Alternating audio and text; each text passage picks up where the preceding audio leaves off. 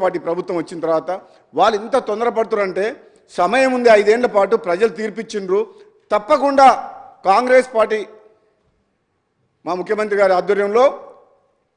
మంచి టీం ఉన్నది అధ్యక్ష కమిట్మెంట్ ఉన్నది ఆలోచన ఉంది ఈ రాష్ట్రాన్ని మంచిగా చేయాలన్న ఆలోచనతోటి ముందు పోతున్నాం హరీష్ రావు గారికి బాధ అనిపిస్తుండొచ్చు కానీ గతంలో మీరు సరే మీ నిర్ణయమా అది కేసీఆర్ గారి నిర్ణయమా తెలంగాణ ప్రజలందరికీ తెలుసు ఆ రోజు ఆనాడు ముఖ్యమంత్రి ఎదురుగా గట్టిగా మాట్లాడే ధైర్యము మంత్రులకు ఎంపీలకు ఎమ్మెల్యేలకు అధికారులకు లేదు అధ్యక్ష అది వాస్తవం వాళ్ళు ఒప్పుకోవాలి గుండె మీద చేసుకొని ఎవరు కూడా ఆయనతోటి అలా కాదు అది తప్పు ఇట్లా చేస్తే బాగోదు ఇట్లా చేయాలని చెప్పే ఆలోచన ధైర్యం లేకుండే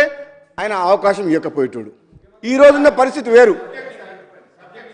ఈరోజు అధ్యక్ష సబ్జెక్ట్ పోతా అంటే దాంతో ఎంత నష్టమైందా మీరు మీ స్వార్థం కోసం అని చెప్పి నోరు మూసుకొని కూర్చోవడం వల్ల జీహూజ్ ఉండడం వల్ల తెలంగాణ రాష్ట్ర ప్రజలకు నష్టం జరిగింది అధ్యక్ష అది నా బాధ వీళ్ళు ఆ రోజు అది కాదు ఇది ఇట్లా కాదు అని అనుంటే ఈరోజు తెలంగాణ రాష్ట్రం ఎంతో కష్టపడి ఎన్నో ప్రాణాలు కోల్పోయి తీసుకుంది ఇట్లా ఉండకపోయేది అధ్యక్ష అది మా బాధ మీ స్వార్థం కోసం అని చెప్పి తెలంగాణ రాష్ట్రం నాశనం అయింది అధ్యక్ష నేను ఇక మేము అధ్యక్ష మా ముఖ్యమంత్రి గారు మంత్రులు మా సోదరులు వెంకటరెడ్డి గారు బట్టి గారు అందరూ కూడా వీళ్ళ ఇరిగేషన్ ప్రాజెక్ట్స్ మీద అందరికి అవగాహన ఉంది అందరూ కూడా హరీష్ రావు గారి మీద పొద్దున్న నుంచి చెప్తూనే ఉండరు మళ్ళీ నేను వాళ్ళని ఏమన్నాను అధ్యక్ష నేను ఒకవైపు వాళ్ళని చూస్తే బాధ అనిపిస్తుంది ఎంతకన్నా అనాలని కానీ అట్లని చెప్పేసి వాళ్ళు మేము తప్పు చేసిన ఒప్పుకుంటావా ఒప్పుకుంటున్నాం నిజంగానే తప్పు జరిగిందని అంటున్నా అంటే అది లేదు మళ్ళీ ఇప్పటికైతే ఆ రోషం మాత్రం పోలే